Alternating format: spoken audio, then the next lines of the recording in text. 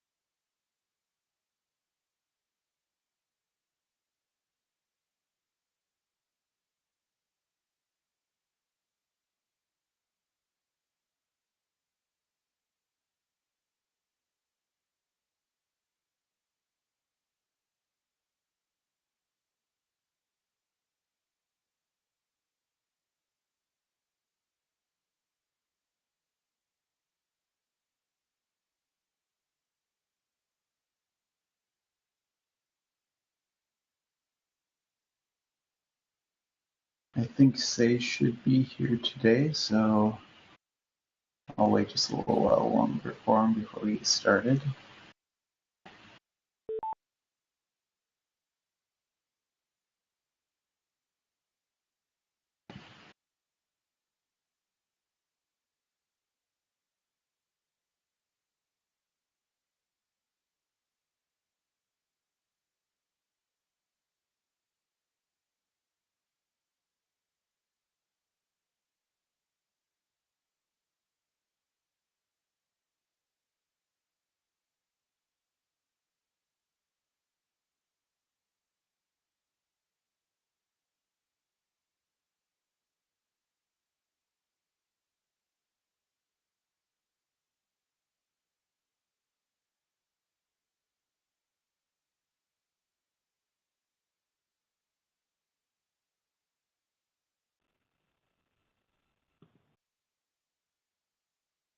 Okay.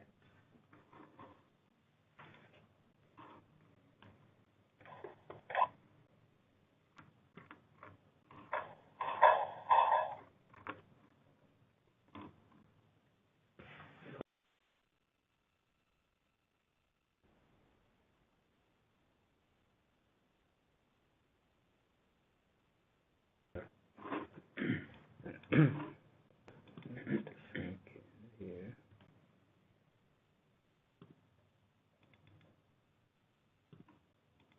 All right, I think I'm just going to go in and Sage can catch up when he gets here. All right, so what do we have going on this week? There's a couple of new PRs that came in, adding trace points for critical functions in the I/O path. That's always welcome. I'm hopeful that we will, in general, be able to start doing better trace point analysis soon. I think that would actually help us quite a bit on a couple of different things going on.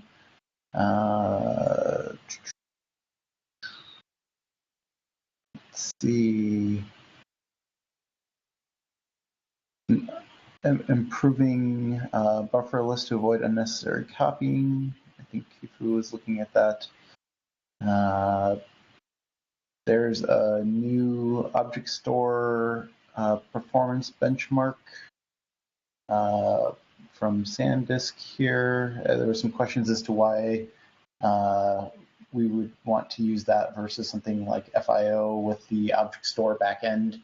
And it sounds like maybe just kind of generally for ease of integration into test suites and also potentially lower CPU overhead. So there's some active discussion going on there. If you're interested in object store benchmarking, it might be a good one to look at. Let's see. I'm not sure why. Oh, Sage, you are here now. Was there a reason that the Zetascale PR was closed? You're silent. That was the really old pull request. There's a newer version of the code. Oh, fantastic. Okay. I probably just missed that. It's from like 3 months ago. Cool. Let's see. Maybe the only other one in here that's interesting for right now is it sounds like Maji and Peng will be next week. We'll have some more time to work on this separate KV sync thread. thing. Although I don't know how that interacts with the stuff that Somnath was working on. So It's orthogonal. His pull request is just splitting it in two so that there's one thread doing the submission and another one doing the completions.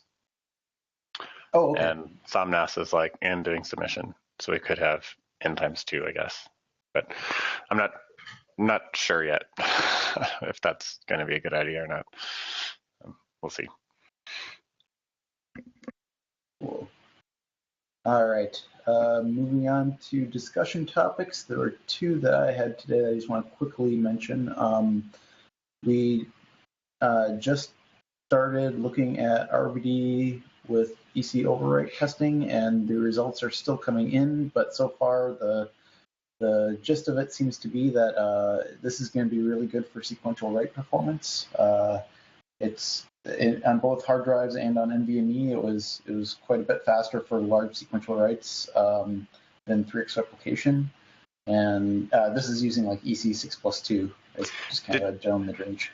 A quick question: did you compare it with the old or the existing EC sequential write performance? Because it also should have been better. These are RBD tests. Oh, I see. Okay. So yeah, I have not looked at anything other than RBD so far. Yeah. Okay. But yeah, so at least for like 4 megabyte sequential writes, both on hard drives and NVMe, it looks really good. For basically all other cases, there are kind of mixed results with nuance going on. In some cases, it's quite a bit slower, but you'd expect that in some cases, just given the extra overhead that's required. So next week I'll have more, but for right now, yeah, the gist of it is for large sequential writes, it's looking really good from a performance perspective. In other cases, there are cases where it's significantly slower. In some cases, it's about the same. Hey, Mark, I have a quick question. Yes. So you said that reads did not perform well, and I can understand why small, random writes are going to perform terribly with EC. But reads, it seems to me, I can't think of a reason why they should. Can you explain that? It's because the primary is performing the read on your behalf. So you send the read to the primary, and it goes and contacts all the shards and gathers up the results and then returns it. So there's an extra hop. Oh, whereas with the regular replication, it doesn't have to go those extra hops because it's right. It's always local. Yeah. Yep. Exactly. Yeah. So there's a sort of a long-standing feature on the roadmap that would let the clients read directly from the various shards. Opportunistically, at least try to do that before falling back to reading from the primary. Because in the case of no racing writes, then that'll work just fine. But that hasn't been implemented. So thank you. You can always come back to that later. Yep. So the other thing I wanted to mention here before moving on is that our friends at SanDisk have been doing a ton of work and have BlueStore on Zetascale available for people to test. There's from a couple days ago, they have kind of the initial branch here that uses a single KV sync thread, and then a new version that I think was just released maybe very early this morning. All of this is experimental, but an even more experimental version that uses multiple KV sync threads. So that I'm hoping to start looking into this and kind of trying to replicate some of the testing that SanDisk has been doing over the next coming days. But for anyone else that's interested in this, we're hopeful that Zetascale will kind of avoid some of the compaction overhead that we've been dealing with in RocksDB and may lead to better results, especially on larger volumes. So, Somnath, do you guys want to say anything about that before moving on? Yeah. Can you hear me well? Yes. Yeah. So I think let's Mona talk about that. Mona, you want to talk anything? Sorry, Somnath, it's really hard to understand you.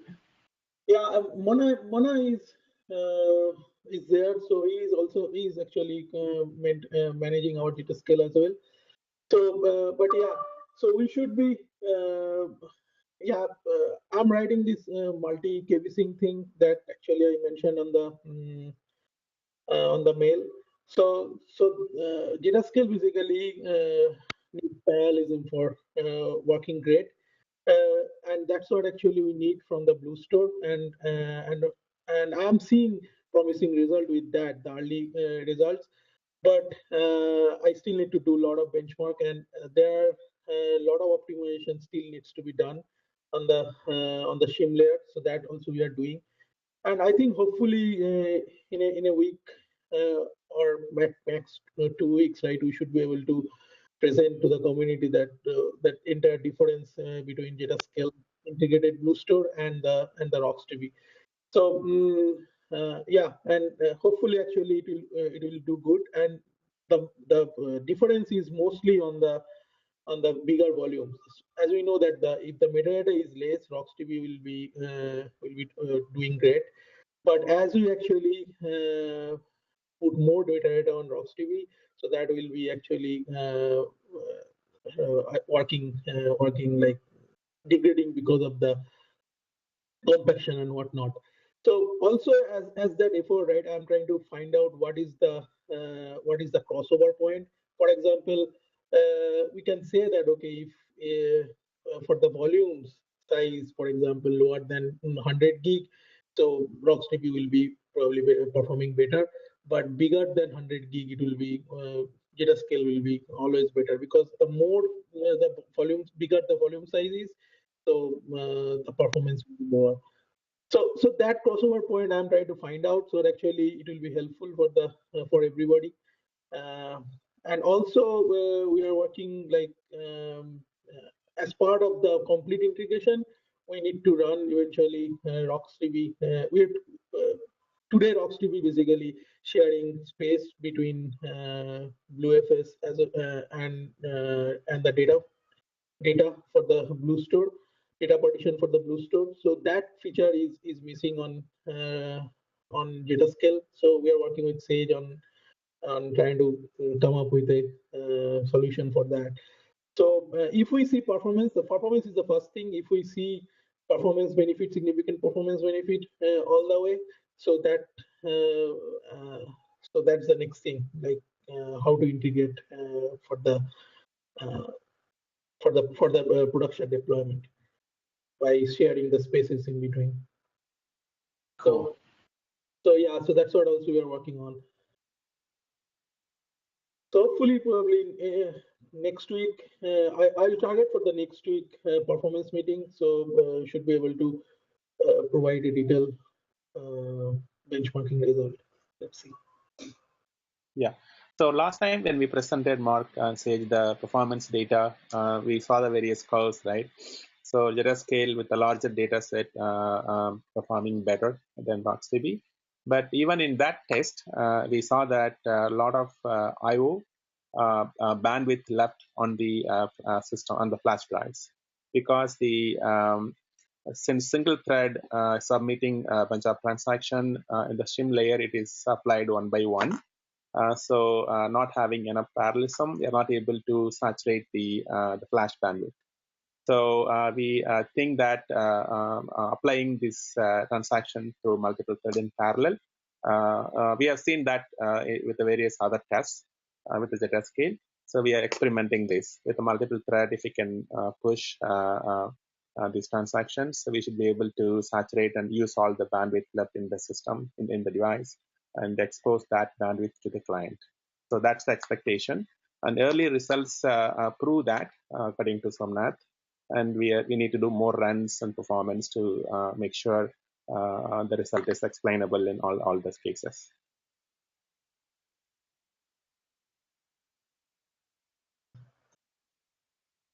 All right, cool. Yep, I'm looking at the pull request now. I think we can do this a little bit more efficiently. Then, oh, looks like it's being sort of, the threads are being divvied up on the receiving end, and I think we can just separate out into n different queues. But we can clean that up later. I think the key is that showing that this is actually helping and then going from there. Yeah, DSL. Yeah. Yep. Okay.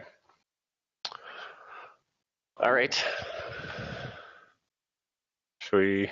And Sage, did you say you had the Intel? Some folks from Intel were interested in presenting today. Yes. Ready? Are you guys ready Yep. for today? Yeah. Okay. Yep, I am on. Can you guys hear me? Yep. Mm-hmm. Okay. So let me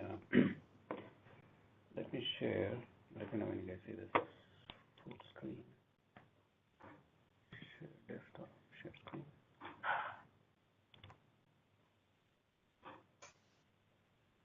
Okay. I am sharing the screen. Let me know. It is showing up.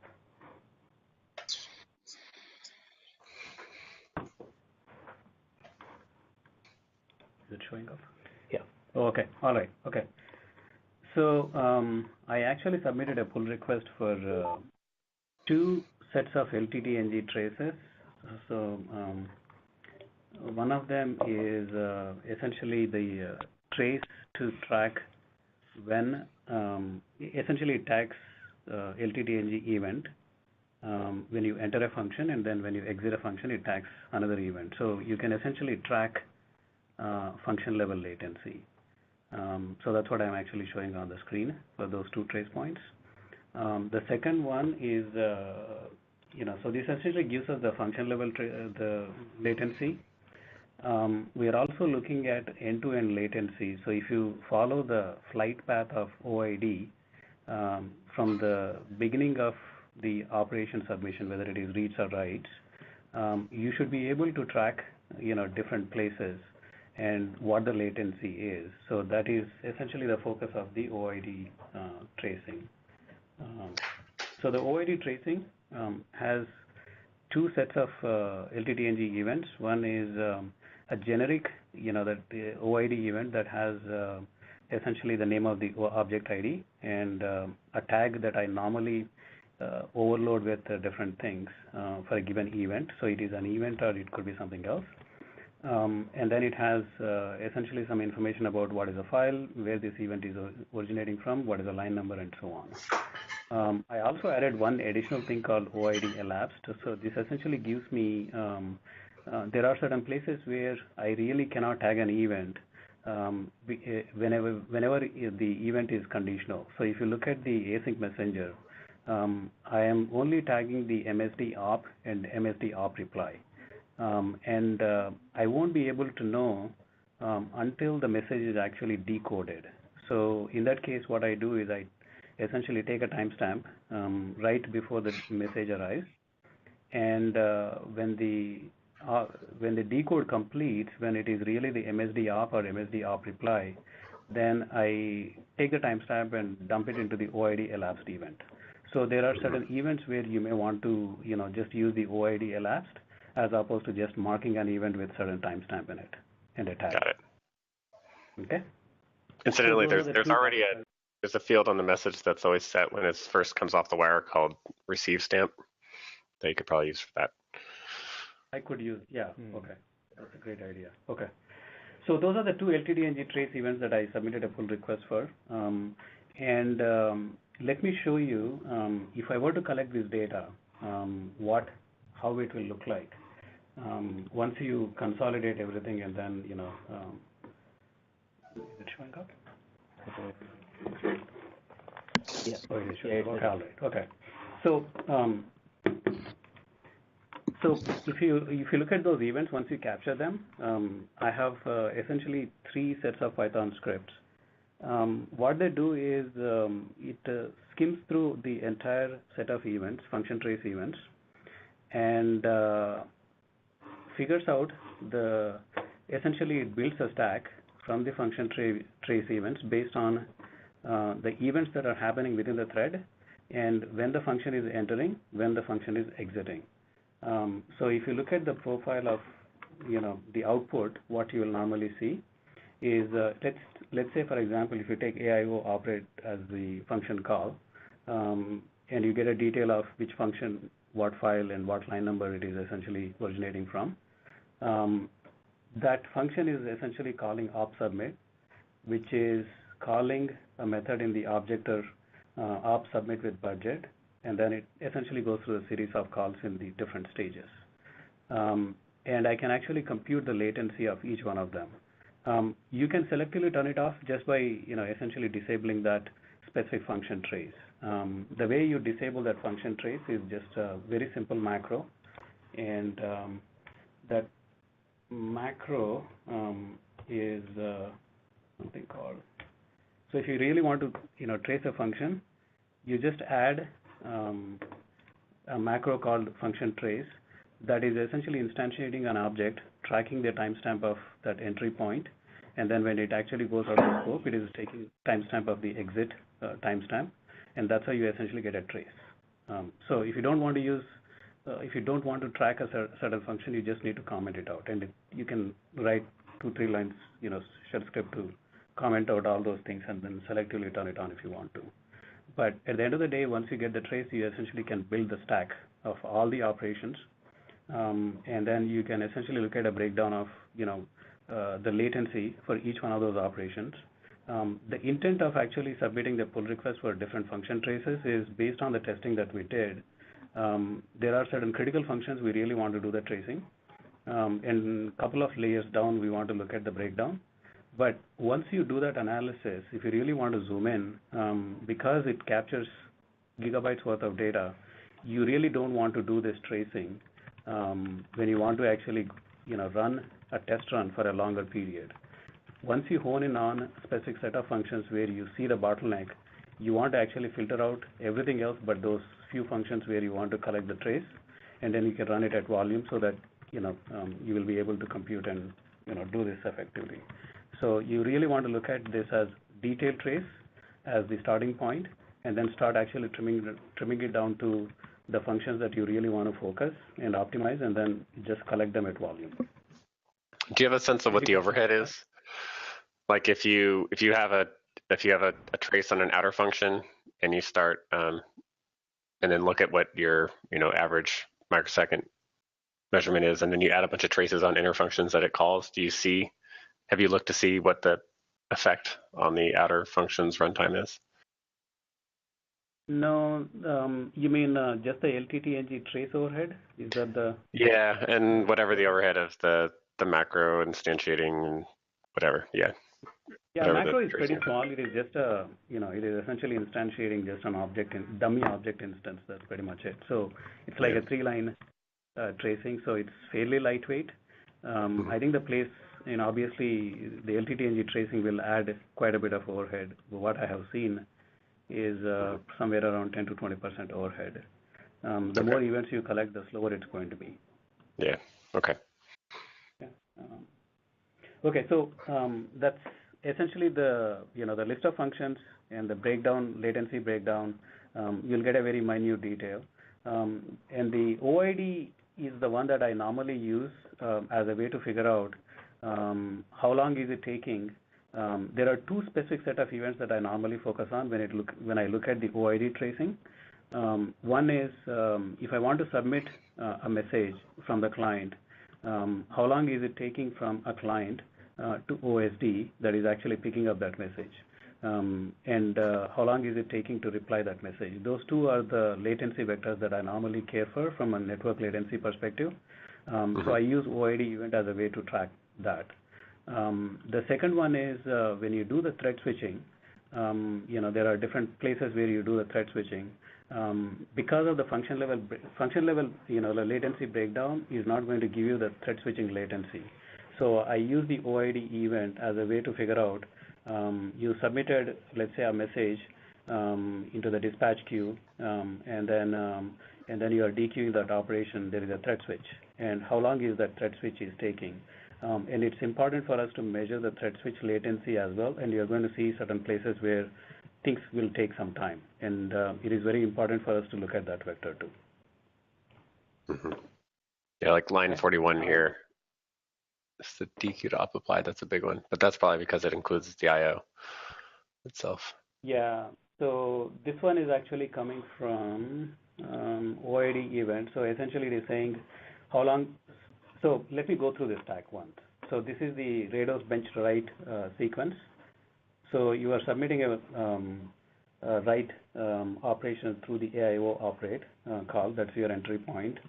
And the async messenger picks up, writes a message, and then there is a delay on how long it is taking. The moment you have a message that gets submitted on the Rados client to the time that OSD picks it up. So that is the Rados to OSD network latency.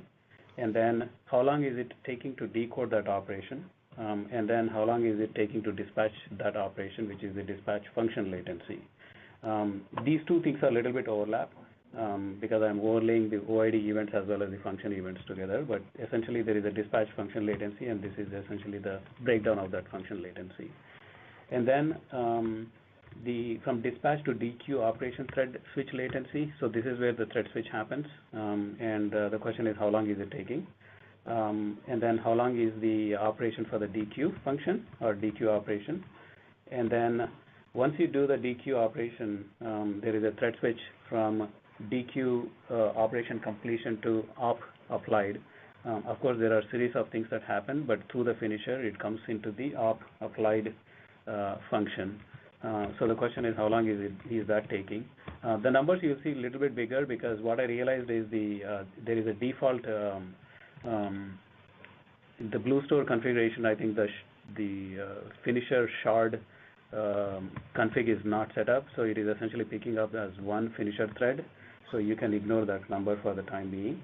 And then how long is it taking for the op applied, op commit, and then the response back to the client, which is the OSD to Rados network latency. And then how long is it taking to decode that op reply and then finish up that operation. This is kind of the flow, and you will see the same pattern with read as well, but except that in the read you're not going to see op applied and op commit, and there is no thread switching. So these operations you're not going to see them. Right? So very similar flow on the read side of the operations as well. Somewhat scaled down stack. So any questions so far? Okay. So this is really the sample output of the latest snapshot of the performance data. So if you look at I basically filtered only the top level functions, but there are essentially 6 set of runs. One client with 1 queue depth, going all the way up to 1 client and 16 queue depth, and do the reverse, which is 4 clients, 1 queue depth, 8 clients, 1 queue depth. I even had 16 clients, 1 queue depth. I had some problem with the tracing, so I did not capture that thing. And then if you look at the breakdown of where you see the if you see the latency breakdown, the usual culprit obviously is going to be the DQ operation function, which is expected. But at the same time, if you look at the network latency, which is essentially it's probably difficult to see this picture. There is a Rados to OSD network latency at the bottom end, and then there is the OSD to Rados network latency at the top. Those two things, if you add up, and which is the pattern I have seen in the past last year too, is it will take roughly around anywhere between 30 to 40% of your end-to-end latency as you dial up the number of clients. So I believe that we really need to look at the network latency as one of the key vectors in parallel with the DQ optimization. Very similar pattern here too for the reads. As you can see here, the maroon one is the Rados to OSD network. So as you dial up the queue depth, you're going to see that that pattern repeating quite a bit. So if you look at the queue depth of 1 all the way to queue depth of 16 with single client, you can see the latency will just keep going up and up. Same thing on the reverse. You will see the latency going up and up on the Rados side on the receiving, when the response gets back. So you will see that pattern with the queue depth, high queue depth. And this is one of the reasons when actually Tushar actually shows up the full-blown scale-out performance data. You can see that number of the clients and increase in the queue depth. You can see somewhat a little bit of this the latency pattern. Yeah, and it may be useful to clarify that this was an experiment done with a single node single NVMe This is all with one yeah. OSD. Yeah, that's a good point. I forgot to mention. Yeah, so this it's all is local. Yeah, everything is contained, isolated to local because I can actually get the LTD-NG trace events from RADOS and OSD with the same timestamp with the same sequence. So I don't have to do acrobatic work to actually sort it out. And then I can actually get the control the number of parameters and noise level to bare minimum just to look at the latency of the OSD and RADOS layer. Typically what you want to do is once you do this latency and optimize it, then you can actually go full scale. Can you answer? Yeah. So, question: are you sure you didn't saturate the OSD? Because you expect latency to climb once you add more stuff in the pipeline than you actually need to maximize throughput. So you would expect as you add clients or queue depth for latency to climb as you approach saturation. So is throughput still going up linearly, or had throughput tapered off? Throughput, yeah, we can actually wait for Tushar's data, right? I think you had the FIO numbers for what is for I'm just pointing out that that's exactly what you would expect if the disk were having trouble keeping up. That's all. Or the network. This is the P3700 NVMe SSD, so you probably don't see the disk latency seek problems. So that's the least of bottleneck. Sure, but right. Okay. I'm not saying seeks, but I'm saying that if you have more clients, you're sending more stuff, which would naturally increase latency. I don't know whether you got to that point. Yeah, so if you look at so let's look at here, right? So the latency, the end-to-end latency, here are the numbers that I'm highlighting for the reads. So if you look at one client versus 16 clients, it's not, it's not that bad, right? But there is some variation, right? So if you look at one client, one queue depth versus one client, 16 queue depth, you can actually see quite a bit of variation there. 700 right, and I'm saying that if it went from completely empty and able to service the request immediately to some of the requests having to wait in line between before previous ones, you would expect an increase in latency. I'm not sure if I'm understanding that correctly. So help me understand how you would test it out. Then I can actually map it to what I have here, or I can say we haven't tested that, right? Increasing clients, one queue depth, or is it? Sam, I think one client with increasing queue depth. Does this data show that it's not stressing out the hardware, the 16:1 versus the 1:16? The big difference between the two pretty much shows that it shouldn't be maxed out. There's some serialization going on somewhere in the pipe. Okay. Yeah. Probably as it's I can't actually read the numbers on my phone. Yeah, this is not a completely maxed out scenario. I'm kind of torn between the number of LTD-NG traces I have to collect and it starts crapping out, how long I need to run the test, and then what it is. But in general, the point I was making in the beginning was once you get a handle on you really need to shortlist the focus on which functions you really want to do the latency analysis. Yep. Then you can actually go full blown with take one OSD, one NVMe SSD, and just stretch it to the maximum and look at where the bottlenecks are. That's the right thing to do. But number of events that you are capturing, I'm really running for 5 or 6 seconds, and the amount of data is around 20 gig or so, right? So it gets mind-boggling, from an analysis perspective. But that's really the next step. So, your conclusion is that we're serializing somewhere in the network for the single client case to the detriment of our latency, correct? That's one. Yeah. Excellent summary. That's one. Yes. So the question is that a client problem, or is that some kind? I would think it would be. Or is it the semantics of multiple RADOS instances aren't good enough for the client? It's the same library. So what happens is when you send a message from the librados client to the OSD, it gets backed up on the OSD, and you will see, it's taking time to extract that message and process it. Right. And then when it is what I'm saying is I suspect librd is only opening one RADOS context, and that is where the bottleneck is. We saw exactly the same problem in RGW and went in and modified RGW to allow it to have multiple RADOS contexts over, and that basically eliminated this problem. It's trickier in RBD because of the sequential to parallel interlock issues that you have to deal with. That, considerably simpler when you only have one pipe. But I'm wondering if that's really what this is showing up. That probably. I have not looked at the code and to see what's the best. Sage can. Yeah. I mean, my guess is that it's a combination of the fact that all the requests are being squeezed through a single TCP connection, and the fact that there's one thread that's effectively processing that on either end that has to pull them out and decode them in sequence. Yeah, and one kernel thread and one and one and one. You're serializing the whole thing there. I think that's exactly his conclusion. I'm sure it's exactly right. Yeah, I'm not sure. I guess my question is does it matter? I mean, in the case where you have a single client, I guess is that actually a case that we care to optimize, or are we more concerned that because in general an OSD is going to be sharing its work between a bunch of different clients, so you're going to get the parallelism there. It's one of those ugly commercial things that people tend to test. Yeah.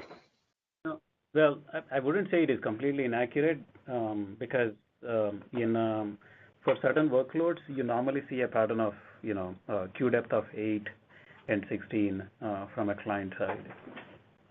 So it's important for us to optimize that. You will see that pattern quite a bit, especially when you have the a Ceph pool that is really backed up by NVMe media, where you can actually absorb more and more I/O into it.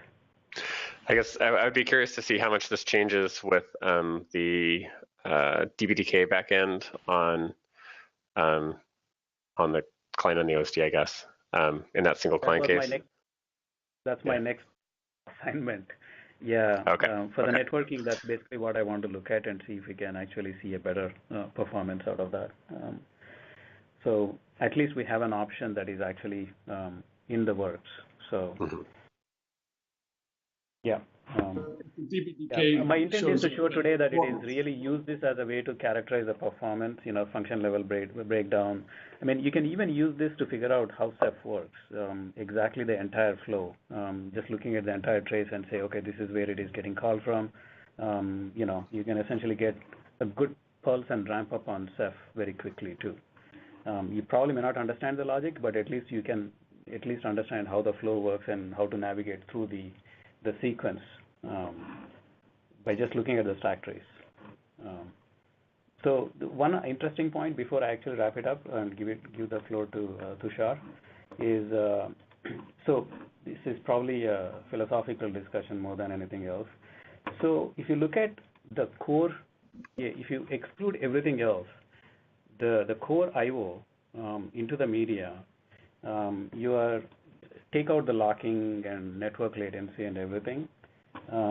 Very interesting data point. So you are essentially looking at around, maybe around 200 microseconds. Again, this is for the writes. Reads will be a little bit, faster, right?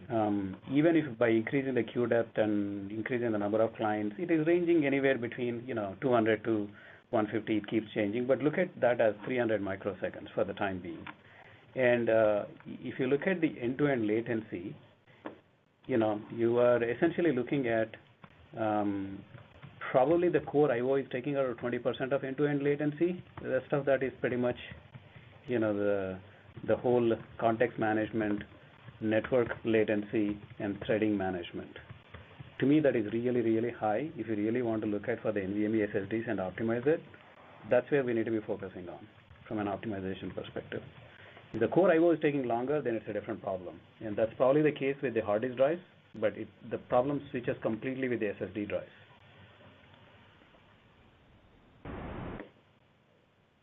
Okay, so there is a pull request. I do want to actually drop in the Python scripts as well, where you can actually parse the function traces. I don't know, Mark, if you can let me know what would be the right place for this. It doesn't look like it is the actual Ceph repo, but it looks like it is somewhere else, right? If you let me know, I can actually drop in those scripts and maybe put in some nice README files so people can use it. One quick note on that last comment. You were looking at the issue rep op basically piece, and adding that up. That's like 200 some microseconds. That's actually only the front side of the I/O. That's basically preparing all the metadata and getting everything ready and queuing it for the device. But it doesn't actually block waiting for the I/O in any of those functions. I think the actual IO number that you're seeing is line 41, where you have the DQ op to op applied thread switch latency. Because then in some other thread, we're going to pick up the IO completion, and then we're going to wake up and trigger it. And so that includes all the context switches too, but the actual cost of the IO is in that number. That will be the cost of the IO. Okay. Excellent point. Okay, I didn't know about that one. Okay. But so I think there's work to do there in a couple of different places, right? I mean, one is that we can spend less time preparing the IO if we can optimize that path, and then ensure that probably we need to narrow in more on the time, the latency between when the AIO is queued to the device and when we get the completion, and then try to separate that from the various thread context switches that happen along that path. Let's see if there are issues there. Detail page. Yeah. Once I fix that finisher config problem and collect the data, and let me get additional breakdown on that one, which is okay. Yeah, this is submitting an IO. It's not really getting an IO back from the Blue Store. Yeah. And then I think the other things that worry me are like line 26 find object context. That's 71 microseconds just to like get the O node that we're gonna operate on. Prepare transaction is somewhere where we can probably make some improvements. Like finish CTX. I don't know, all these things are adding up, right? Yeah, it's like 50 microseconds here. Stage, there's a lot of memory allocations going on under the hood here that I think could be waved away without a lot of energy and without much disturbing of the semantic model. Yep. Yeah. Yep. I'm trying to resurrect my slab container stuff with exactly that eye in mind. Mm-hmm. Yeah. Okay. Good point. Okay, so I will work on the DPDK one, and I will work on cleaning up getting additional breakdown from the time the Blue Store write operation is submitted and then response comes back.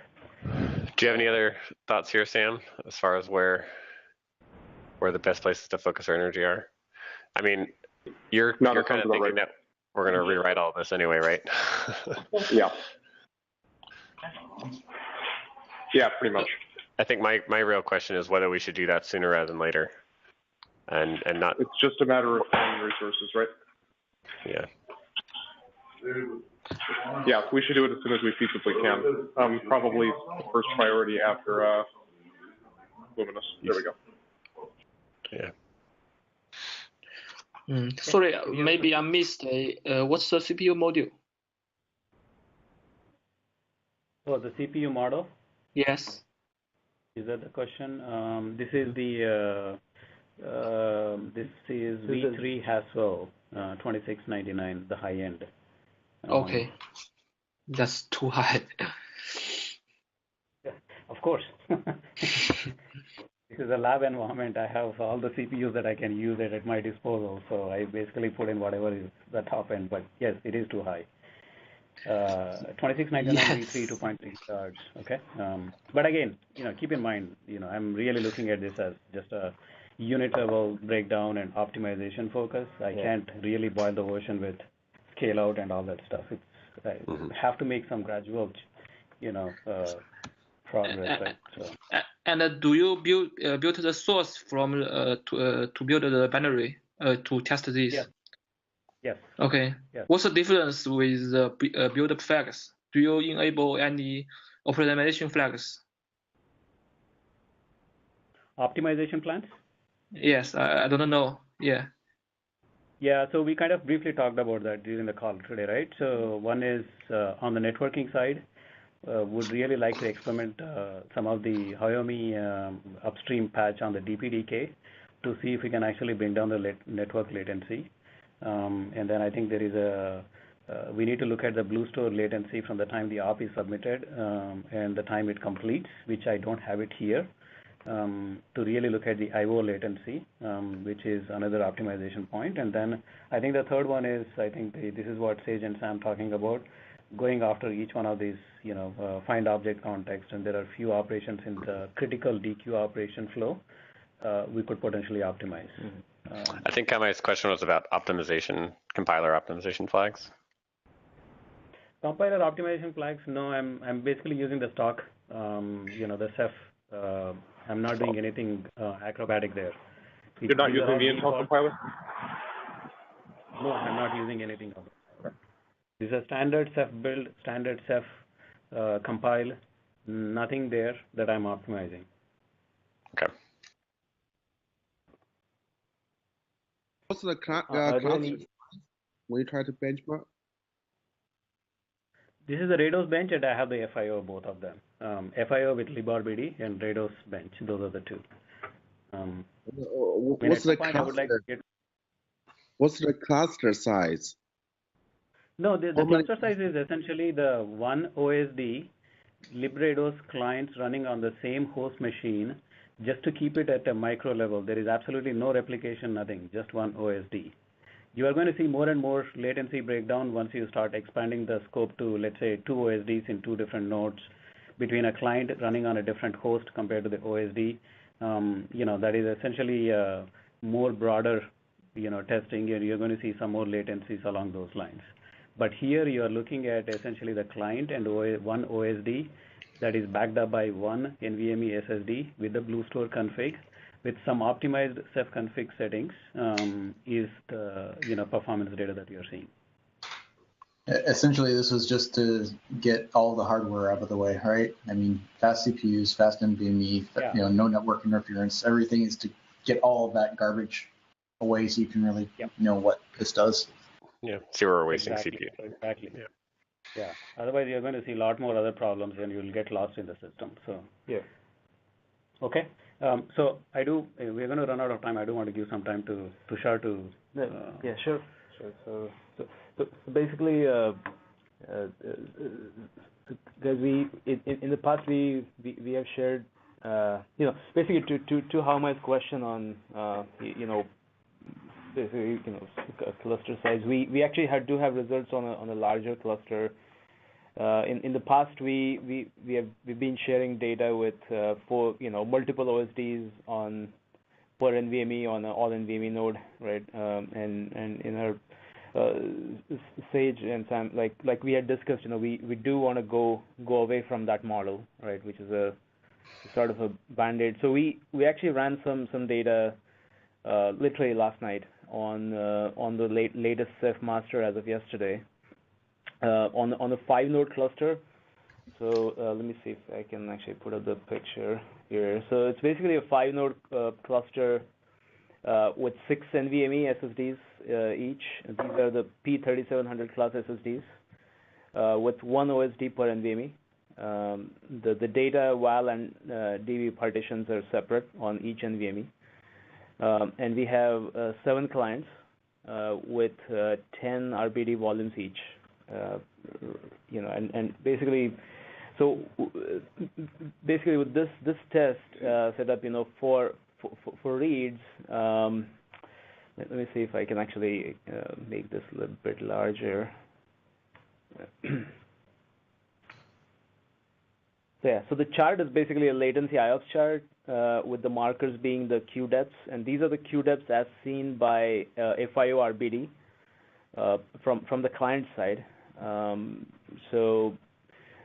mean, these do need to be translated to queue depths at the device level, and the way this configuration is set up, they are, let's say at queue depth 16, the queue depth of the OSD is right about 32, but the point here is that, like, from an efficiency standpoint, if you look at, let's say, typical P3700 class NVMe SSD today, which is in fact on the lower end of performance when we're looking at 2017 range of SSDs, it's about 450K 4K IOPS, and the IOPS per NVMe that we are seeing are right around 10 to 12K range. So we are right in the 3% utilization today.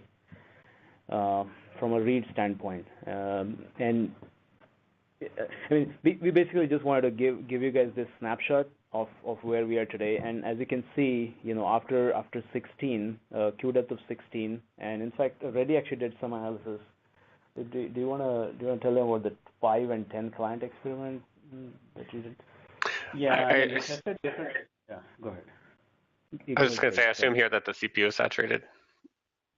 It's actually not. So the CPU utilization, I don't know if you can see this very well, but it's basically the CPU utilization is the chart right here, next to the, this one. The green is the idle. So we're right at about 40% CPU utilization, somewhere between that 8 and 16 Q depth level. And at 128, as you can see, the CPU stays at under 50%. Okay.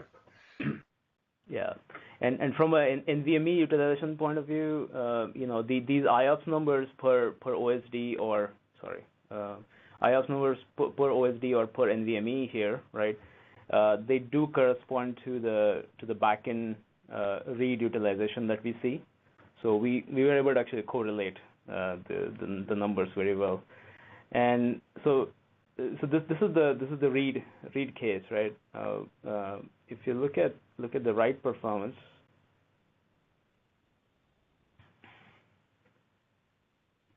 we with a 1 OSD per NVMe and 6 NVMe system today, and this is basically a dense configuration that we're looking at for 2017 that a number of people have expressed interest in. In this class cluster, we were not able to scale beyond 8 Q depth, and I think the effective Q depth at the OSD level is right around 16. This is all file store, right? Sorry to interrupt. No, but this is. I'm sorry. I should have said that. Sorry. So this is basically Blue Store as of Ceph Master yesterday, with basically default RocksDB settings. Yeah. Mm-hmm. Huh. Okay. That's a pretty low IOPS per OSD number compared to what I've seen with P3700s, but we can talk about that offline. Yeah. I think we should definitely correlate the nodes, but this is basically just we want to give in like with the background that Reddy provided, where we're marching ahead with, we like the goal is to really get the performance up in this case where you're hosting 1 OSD per NVMe, right? So. Mm-hmm. So yeah, I just wanted to keep it short, but I'll share this data. I'll send a Google Doc with this data, on the mailing list. But we could use this as a starting point, perhaps, to start making improvements, I guess. What is the console you are using?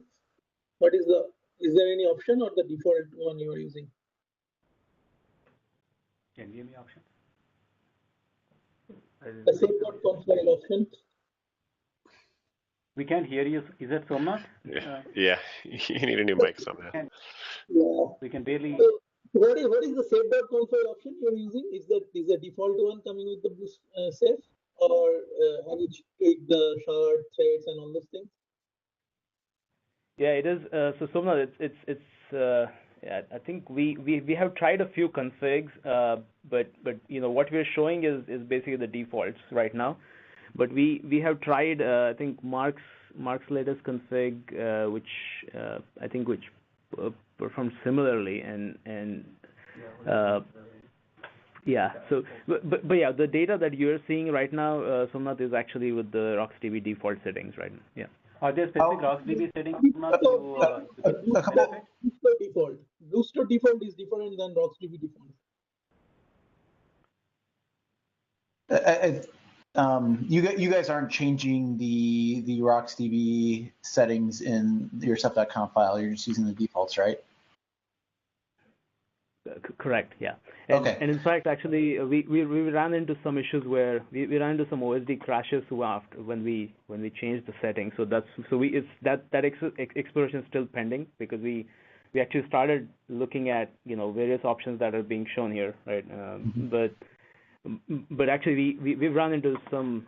So Orlando, you can probably talk about the behavior you saw.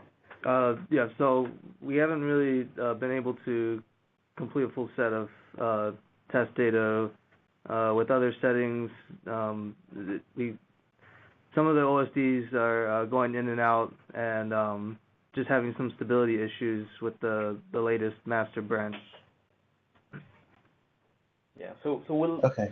yeah we'll file the appropriate bug reports. So this was the full run that we could get yesterday with the default settings. Yeah. So yeah. Okay. Couple of additional questions for you on your 4K tests that you did there. How long was each test running for? These were about like 3 minutes ramp and 5 minutes run. Okay. And then how big were the volumes? 80 gigabytes each, 10 volumes per client. Okay. Okay. Okay. And I don't know. This is probably going to be difficult to do off the top of your head, but do you happen to know approximately how much that was per OSD?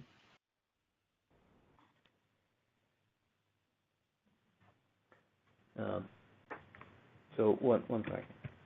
You don't have to. Sorry, you don't have to figure it out right now, but it's probably significantly higher than mine. 50% of the cluster capacity.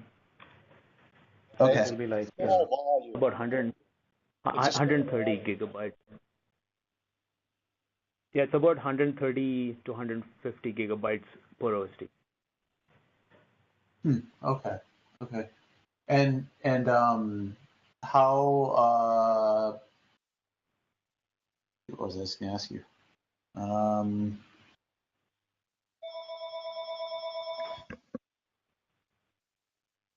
right, that's probably good enough for now. With RocksDB, all of those things are going to affect things. I imagine if you look at your compaction stats in RocksDB, you're going to see a lot of traffic.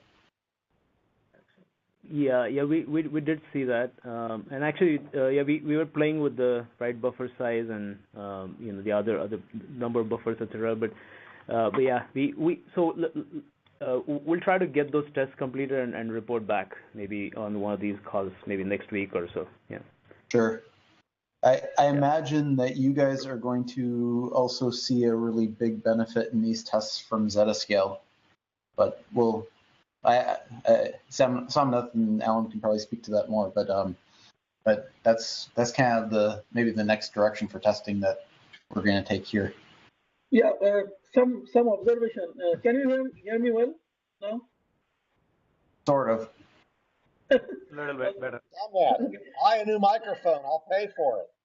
It's a brand new microphone, but somehow actually it's LTC. So a couple of observations here. So you said that you correlated that numbers reading from disk and the throughput. So that means basically there is no metadata read going on to the disk. So it's all the data reads, and still you are getting this number. So have you actually checked that? Okay, is there any compaction writes or anything else is going on, or the only reads? So that could be one of the things. Yeah. Yeah, so Somnath, actually, this was a run on a stable cluster. Like we basically had set up a cluster, had run through some read data, and on the first run we did see a lot of compaction writes, right? So we'll actually we'll include that run results from that run as well separately. But this one was basically a second run on the same cluster. That's why we didn't see the compaction activity there on the right chart. Yeah. Okay. Yeah.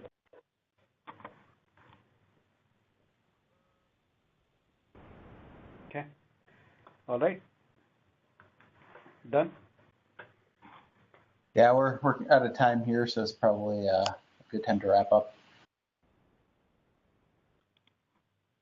Thank you. Well, yeah, everyone feel free to join us in a half an hour for the monthly Ceph developer meeting if you're able, and we'll reconvene again here next week and hopefully have some more Zetascale BlueStore testing done, and also more data for RBD on EC overwrites. So see you in a half an hour, guys. Thanks. Thank you. Bye. All right. Talk to you later.